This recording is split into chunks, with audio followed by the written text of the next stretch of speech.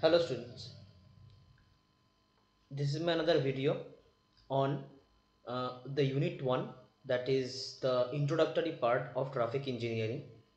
I have discussed in previous lectures that are like history of the traffic engineering, then comes the type of roads, then comes the type of roads pattern, then comes road plan program, different uh, 20 years plan program. Okay, and after that we came to know that the alignment and the survey of highway, how we do the alignment and how we do the survey of the highway. All the things we have learned so far, that is our I mean knowledge. Okay, now we are going to do that. I have promised in first lecture that I will discuss question on every topic. It will be within the topic discussion or it will be the end of the topic discussion. As this unit 1 is a totally theoretical subject, so I am discussing the entire questions from different exams criteria or different semester criteria.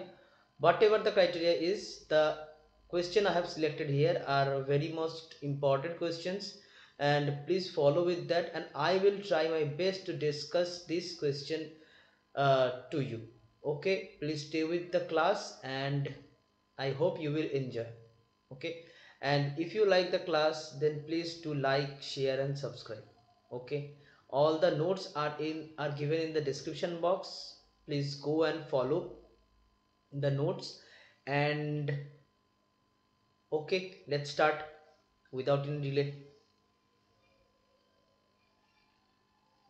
So in the first, that we can see the major objective of transportation is, the major objective of transportation is that number one is given as economical transport of goods, then comes economical transport and goods, then comes economical transport of passengers, then comes to the generate revenue and safe, economic and effective transport of goods and passengers. So from these four uh, options, the prime most acceptable option is this one. ये क्या बता रहा है कि safe, economical and effective transport of goods and passengers, मतलब passengers और जो सामान वगैरह है उसका एकदम एफिशिएंट एंड इकोनॉमिकल ट्रांसपोर्ट। ठीक, उसके बाद सेकेंड क्वेश्चन में, the factors influencing the cost of transportation are supply, demand, both supply and demand, and cost of land. This is the correct answer. Why? Because to select a road, अगर हम लोग को एक road select करना है तो हम लोगों को दिमाग में रखना होगा कि वो रोड बनाने के लिए कितना सप्लाई आ रहा है सामान का, मतलब जो मटेरियल्स का, और डिमांड क्या है उस रास्ते का। ठीक है, उसके ऊपर जैसे कि मैं बहुत बार बता चुका हूँ कि हर एक रोड का एक एक डिमांड होता है।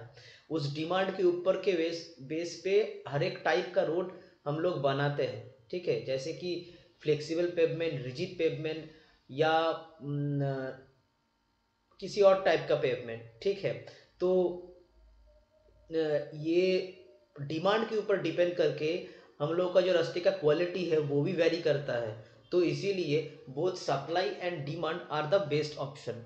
ठीक है, ठीक है।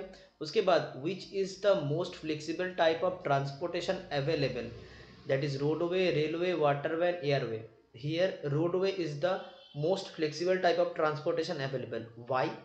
बिकॉज ये जो रोडवे है ना, रोडवे में क्या है कि मतलब ये फ्लेक्सिबल का मतलब क्या है कि मतलब ये कितना यूजर फ्रेंडली और यूटिलिटी फ्रेंडली है। रेलवे का एक पर्टिकुलर टाइम होता है, एक पर्टिकुलर जोन होता है। वाटरवे का भी सेम, एयरवे का भी सेम पर्टिकुलर टाइम और जोन सिलेक्टेड होता है। पर रोडवे में बहुत फ्लेक्सिबिलिटी है। ठीक है, कभी भी निकल सकता हो, कहीं से भी कनेक्ट हो सकते हैं। ओके, तो फ्लेक्सिबिलिटी मतलब उसका यूटिलिटी कितना ज़्यादा है। ठीक है, तो इसीलिए roadway is the best option. ठीक, उसके बाद आते हैं the Indian road Congress was formed in which year. हमको सबको पता है कि 1934 में Indian road Congress was established. Okay, उसके बाद आते हैं a research organization that was formed for the research and development organization work related to road was। ये बहुत आसान सा सवाल है। सेंट्रल रोड रिसर्च इंस्टीट्यूट, मतलब यहाँ पे क्या बता रहे हैं कि ये रिसर्च ऑर्गेनाइजेशन, एक रिसर्च ऑर्गेनाइजेशन जिसको फॉर्मेशन किया गया था रोड के रिसर्च एंड डेवलपमेंट के लिए, तो नाम में ही है कम, तो उसी लिए सेंट्रल रोड रिसर्च इंस्टीट्यूट उसको बोलते हैं। ठीक, उसके बाद the first 20 year development plan is also called as, क्या बोलते हैं इसे, नागपुर रोड प्लान। ठीक है, फिर उसके बाद आते हैं the highway research board was set up in which year. It was set up in 1973। फिर अगला question, second 20 year development plan conference was held in which city. ये कहाँ पे हेल्ड किया गया था, ये सेकेंड 20 ईयर बॉम्बे में हेल्ड किया गया था। मतलब जिस सिटी में ये second 20 year road plan held होता है ना, तो उसी सिटी के हिसाब से नाम होता है। तो ये सेकेंड 20 ईयर जो रोड डेवलपमेंट प्लान था बॉम्बे में सेट किया गया था, तो इसीलिए बॉम्बे रोड प्लान उसका नामांकन हुआ है। ठीक है, अच्छा, तो अभी हम आते हैं कि ये दूसरा में, मतलब नाइन्थ में, primary system of road consist of. Primary system याद करो, जब हम लोग थर्ड 20 ईयर रोड प्लान पढ़े थे, मतलब लखनऊ रोड प्लान, तो वहाँ पे हम लोग पाए थे कि ये जो road plan system first 20 year में हम लोग क्लासिफिकेशन किए थे, national highway, state highway, major district, other district road, वो क्या हुआ था थर्ड 20 ईयर रोड प्लान में फिर से क्लासीफाई हुआ था प्राइमरी, सेकेंडरी एंड टर्शियरी। तो प्राइमरी में क्या था, national highway and state highway. ठीक, उसके बाद आते हैं the phase of highway planning do not include. Highway planning में कौन सा चीज इंक्लूड नहीं होता, यहाँ पे assessment of road length requirement, मतलब रोड लेंथ रिक्वायरमेंट के लिए जो मतलब असेसमेंट है वो, और preparation of master plan, master plan के प्रिपरेशन के लिए। थर्ड है showing the phase of plan in 5 year plan, ये, और लास्ट में फिनेंसिंग। ये है सबसे सही आंसर।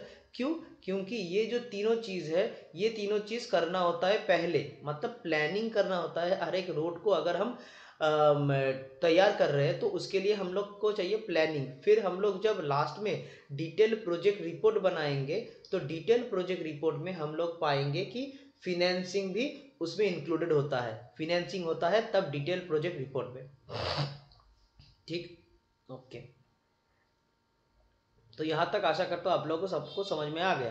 तो 11th में हम आते हैं, which type of roads can be utilize during the monsoon. Monsoon में मतलब बरसात के मौसम में कौन सी टाइप का रोड यूटिलाइज होता है, ये होता है बिटुमिनस रोड। ठीक है, बिटुमिनस रोड बहुत इसको कहते हैं फ्लेक्सिबल टाइप ऑफ रोड। तो ये बहुत फ्लेक्सिबल टाइप का होता है, और ये मॉनसून सीजन के लिए सही लगता है। अगर हम अनपेव रोड में जाए, अनपेव रोड मतलब जिसका पेवमेंट ही नहीं है, मगर मतलब बस जंगल में बना हुआ कोई रास्ता, जिसका कोई पेवमेंट वगैरह कुछ नहीं है, बस रास्ता बना हुआ है पैदल से चल के या गाड़ी से चल के, एक रास्ता बना हुआ है, उसका कोई पेवमेंट वगैरह नहीं है, तो उसको बोलते हैं अनपेव रोड। फिर आते हैं ग्रेवल रोड, मतलब ग्रेवल बस बिछा दिए हैं, उसके ऊपर कॉम्पैक्ट करके रोड बना दिए, ये हो गया ग्रेवल रोड। और फेयर वेदर रोड, रोड ये होता है कि ये वेदर के ऊपर डिपेंड करके होता है। ठीक है, ये कौन से टाइप का रोड होता है ये स्पेसिफाइड नहीं है। ये फेयर वेदर रोड मतलब जो वेदर अच्छा होता है, मतलब ठीक है, मान लो कि गर्म का मौसम हुआ या बसंत का मौसम हुआ, ऐसे टाइप का अच्छा वेदर होता है, तो उस वेदर में जो रोड बनते हैं उसको बोलते हैं फेयर वेदर रोड। ठीक है, और जो बरसात के मौसम है, सर्दी के मौसम है, ये टाइम में ये थोड़ा एनवायरनमेंट हर्ष रहता है, तो उसको बोलते हैं उसको अलग सा हम लोग बताते हैं। ठीक है, वो होता है ऑल वेदर रोड, ठीक है। एक होता है फेयर वेदर रोड और एक होता है ऑल वेदर रोड, मतलब हर एक वेदर में हम लोग वो रोड बना सकते हैं, ठीक है। और लास्ट में आता है बिटुमिनस रोड, ये सभी वेदर में जैसे कि बना सकते हैं, पर मानसून में एकदम ठीक ठाक है, ओके।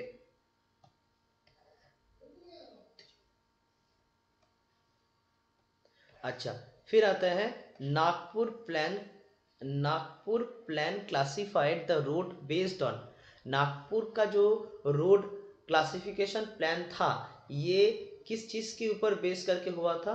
ये हुआ था कि ऑप्शन क्या दिया हुआ है, location, function, location and function and annual daily traffic. ये हुआ था लोकेशन एंड फंक्शन के ऊपर डिपेंड करके। उसके बाद आते हैं the road that connect the district headquarter to important city of the other state is called district headquarter. यहाँ पे ध्यान में रखो कि डिस्ट्रिक्ट हेडक्वार्टर बोले हैं, तो डिस्ट्रिक्ट हेडक्वार्टर अगर बोले हैं तो हम लोग का एकदम आंख बंद करके ऑप्शन होगा स्टेट हाईवे।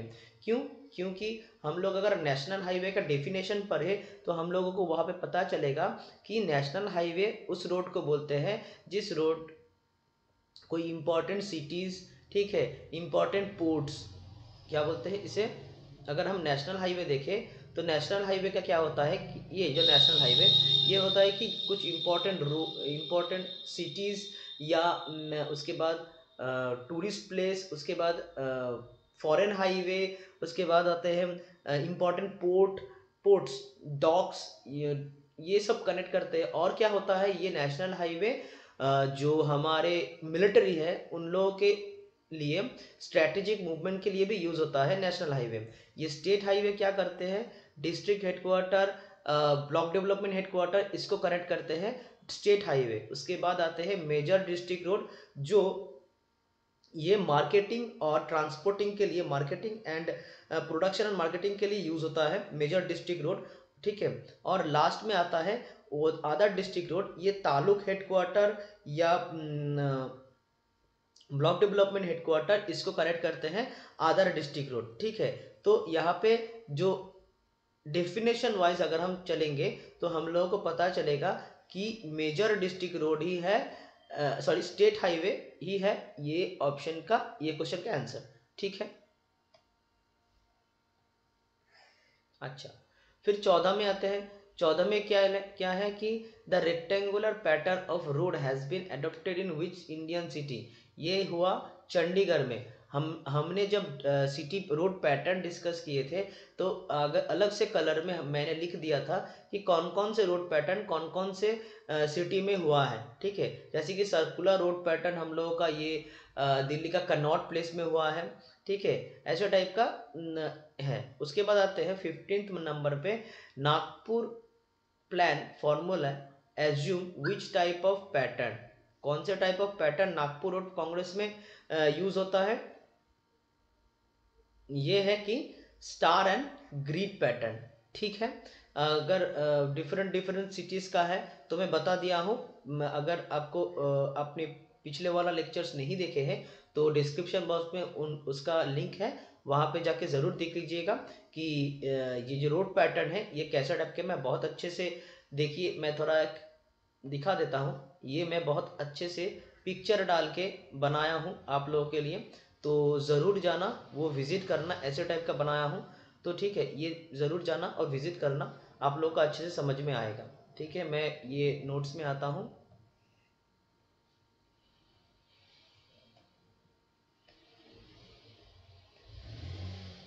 ठीक।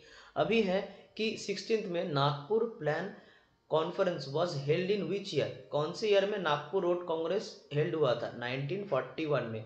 ये एकदम दिमाग में बैठा लो कि नागपुर रोड कांग्रेस जब हुआ था तो नागपुर रोड कांग्रेस खत्म हुआ था 2 साल पहले, ठीक है। ये एकदम बहुत इंपॉर्टेंट क्वेश्चन है, नागपुर रोड कांग्रेस 2 साल पहले खत्म हो गया था, तो इसीलिए 1941 से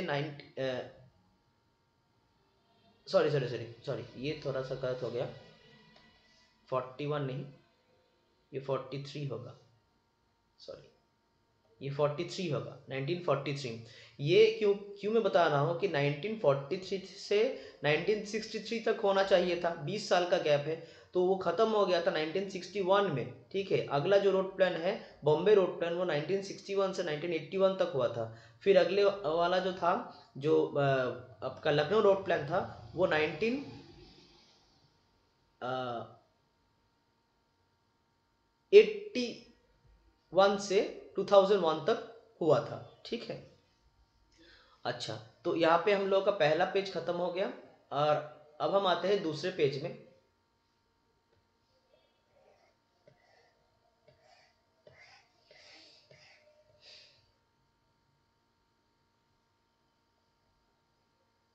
ठीक, अच्छा, उसके बाद आते हैं कि प्लानिंग इज बेस्ड ऑन, किसके ऊपर बेस करके बनाया जाता है? Factual data, analysis, scientific data, factual data and analysis, obviously यही वाला होगा, ठीक। उसके बाद आते हैं the planning survey. The planning survey consist of how many number of studies? ये होता है 4 नंबर ऑफ स्टडीज। क्या क्या? ये मैं पहले नहीं बताया हूँ, अभी बता दे रहा हूँ। नंबर 1 होता है कि इकोनॉमिक्स,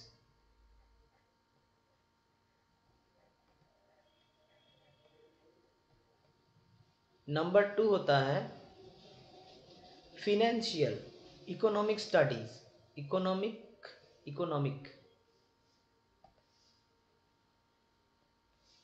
इकोनॉमिक स्टडीज।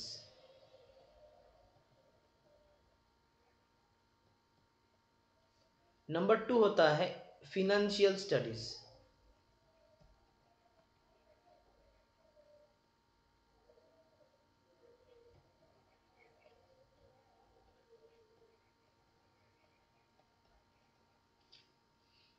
नंबर 3 होता है ट्रैफिक स्टडीज।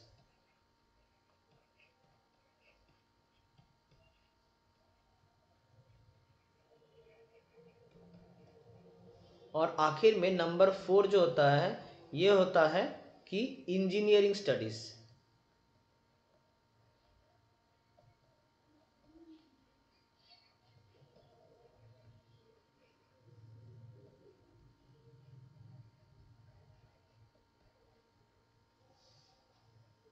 ठीक, अच्छा, ओके, यहाँ तक आशा करता हूँ समझ में आ गया होगा। उसके बाद आते हैं the accident cost analysis is estimated by conducting origin and destination studies. ये स्टडी हम जब ट्रैफिक पढ़ेंगे तब ये स्टडी हम डिटेल में समझेंगे, बट पहले ये नाम जान लो। 20 नंबर का क्वेश्चन है कि third 20 year road development plan finished in which year? ये हुआ था 2001 में। शुरू कब हुआ था? ये शुरू हुआ था 1981 में। ठीक, 20 साल का गैप मान के चलो तो आ जाएगा। उसके बाद आते हैं कि the topographic survey is conducted to estimate which of the following statistic, that is engineering, traffic, financial, soil, that is soil, okay. The master plan may not be prepared for, master plan may not be prepared for, कौन से जगह के लिए master plan नहीं prepare करते हैं? Village, city, state, country? Village, एकदम easy सा क्वेश्चन है, विलेज ही होगा। अरे इतना मान के कहा विलेज में रास्ता होता है, ठीक है, तो विलेज वाला ही सही आंसर है, ओके। उसके बाद आते हैं कि determination of optimum length is based on, that is the saturation system. ये सब हम ट्रैफिक में पढ़ेंगे, यहाँ पे बस क्वेश्चन वो एक इंट्रोडक्टरी पार्ट है, तो इसीलिए ये क्वेश्चन आ गया है, ठीक है, ओके। उसके बाद आते हैं the final step after fixing the optimum length of the road is, optimum length of the road finish करने के बाद आते हैं फेजिंग, ठीक है। ये भी ट्रैफिक का ही क्वेश्चन है, हम लोग ट्रैफिक जब पढ़ेंगे तब वहां पे डिस्कस करेंगे, ठीक, अच्छा। इसके बाद आते हैं the tertiary road system consist of, tertiary road system याद करो, प्राइमरी, सेकेंडरी, टर्शियरी। टर्शियरी मतलब other district road and village road, ठीक है। उसके बाद expressway should be constructed along, expressway किसके साथ कंस्ट्रक्ट किया जाता है? वो है कि अलोंग मेजर ट्रैफिक कॉरिडोर्स, ठीक है, मेजर ट्रैफिक कॉरिडोर्स के अलोंग वो एक्सप्रेसवे कंस्ट्रक्ट किया जाता है, ठीक है। अच्छा, उसके बाद आते हैं कि the maximum number of cities and towns are construct connected by which type of highway, that is national highway, state highway, major district. Easy सा क्वेश्चन है, ये होगा नेशनल हाईवे, क्योंकि क्या बता रहे हैं कि मेजर नंबर ऑफ सिटीज, ज़्यादा से ज़्यादा number of cities and towns कौन से रास्ते से कनेक्टेड होता है, नेशनल हाईवे। एकदम इजी सा क्वेश्चन है। फिर उसके बाद आते हैं कि 28 पे ऑब्लिगेटरी पॉइंट, देखो याद रखो ऑब्लिगेटरी पॉइंट के बारे में बहुत अच्छे से बताया था, ठीक है। तो obligatory point through which the alignment should not पास, ठीक है। ऑब्लिगेटरी पॉइंट दो टाइप का होता है, एक होता है obligatory point through which the alignment should pass, और obligatory point through which the alignment should not pass. अब क्यों पास होता है, कौन से पॉइंट से पास होना चाहिए, ये मैं बहुत अच्छे से पिछले वीडियो में बताया था। अगर आपको नहीं पता है, अगर आप नहीं देखे हैं, तो please go and see the previous video, those are those links are given in the description, go and check। and obligatory point through which the alignment should not pass, मतलब जहां से obligatory point का alignment पास नहीं होना चाहिए, ठीक है, वो है religious place and costly structure, ठीक है। ओके, उसके बाद आते हैं which of the following type of roads are most prefer for highway. Highway के लिए कौन से टाइप ऑफ रोड प्रेफर्ड करते हैं, cement concrete road, gravel road, bituminous road, unpaved surface. ये बिटुमिनस रोड होता है, बिटुमिनस रोड नहीं, मतलब बिटुमिनस कंक्रीट रोड होता है, ठीक है। तो वो बहुत हायर ग्रेड का बिटुमिनस रोड होता है, तो बिटुमिनस रोड ही होता है, बट बिटुमिनस कंक्रीट बोलते हैं उसे, ठीक है। अच्छा, उसके बाद stability of slope is considered while designing, कौन से रास्ते के लिए, कौन से रास्ते का डिजाइन करने के टाइम पे हम लोग को रोड का स्टेबिलिटी ये ध्यान में रखना होता है, वो है हिली रोड, ठीक है। National highway, state highway, district road होता है, ठीक है, पर हिली रोड के टाइम पे हम लोगों को बहुत अच्छे से ध्यान में रखना होता है कि उसका स्लोप क्या है, स्टेबिलिटी ऑफ स्लोप क्या है, नहीं तो रास्ता धंस जाएगा, ठीक है।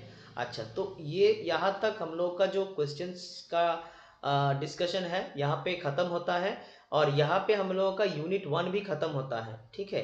और दूसरे क्लास में हम लोग नया सा यूनिट स्टार्ट करेंगे, वो होगा आप लोगों का दूसरा यूनिट, यूनिट 2, जहाँ पे हम लोग जियोमेट्रिक डिज़ाइन के बारे में पढ़ेंगे, ठीक है। और वहां पे हम लोग सीखेंगे ओवर टर्निंग क्या होता, ओवर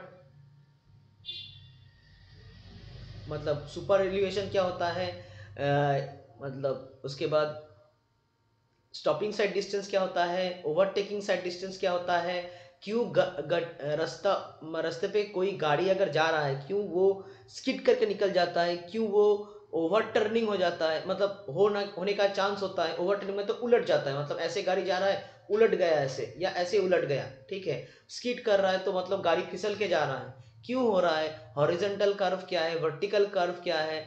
और हम लोग जानेंगे कि बहुत सारा ब्यूटीफुल कॉन्सेप्ट है। एक छोटा सा एग्जाम्पल दे रहा हूँ कि हम जो फोर लेन रोड होता है, उसके बीच में जो मीडियन, मतलब वो डिवाइडर देते हैं, उसके ऊपर बुश क्यों रखते हैं, ठीक है, मतलब झाड़ पेड़, छोटा छोटा झाड़, झाड़ टाइप का, मतलब छोटा छोटा पेड़ क्यों रखते हैं, ठीक है, बुश क्यों रखते हैं वहां पे।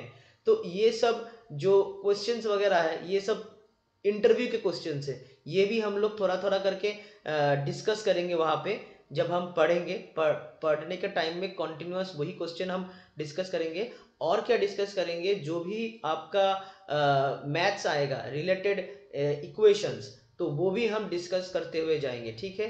तो बने रहिए और हम लोग जानते चलेंगे, ठीक है। तो आज का लेक्चर यहाँ पे ही ख़त्म करता हूँ, आशा करता हूँ आप लोग को अच्छा लगा होगा। तो इसी बात पे आप लोग लाइक, शेयर और सब्सक्राइब भी कर दीजिएगा। Okay, thank you and take care.